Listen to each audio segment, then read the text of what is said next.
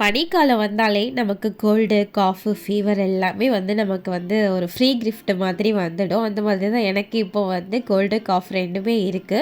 பாப்பாவுக்கு நேத்து ஈவினிங் சடனா ஃபீவருமே வந்துருச்சு.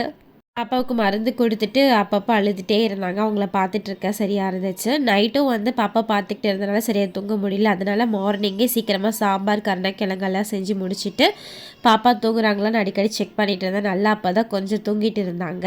வெளியே கொஞ்ச நேரம் இருந்துட்டு நானும் பாப்பா கூட சேர்ந்து போய் ரெஸ்ட் எடுக்க ஆரம்பிச்சுட்டேன்.